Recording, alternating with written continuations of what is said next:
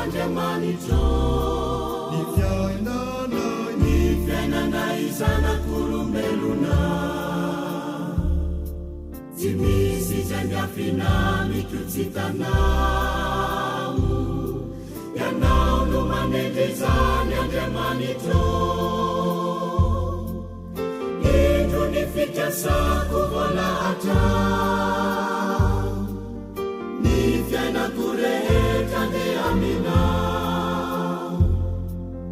ny fahotana vitako taminao mangataka famelan'Andriamanitro aza velamo angaiai fampioreno mafy ny finoko kana mameliany fakapanay de matoky anao ny fanaito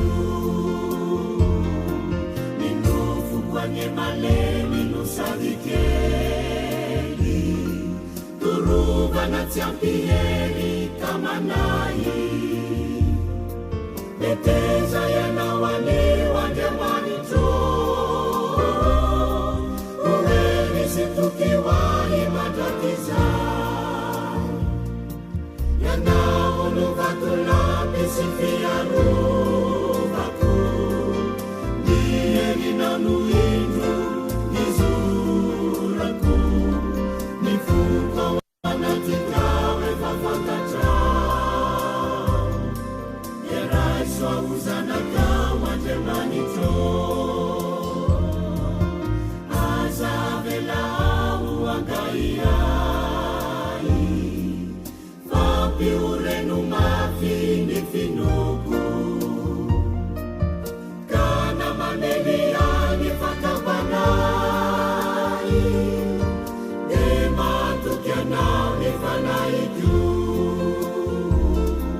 minofoko anye malemy no sadikely torovana tsy ampihery kamanay beteza ianao anio Andriamanitro ohery sy tokihoahy mandrakizay ianao no vatolampy sy fiarovako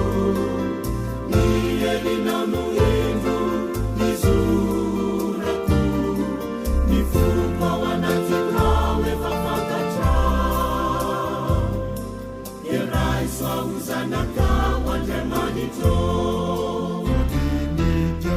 efa voadinikao Andriamanitro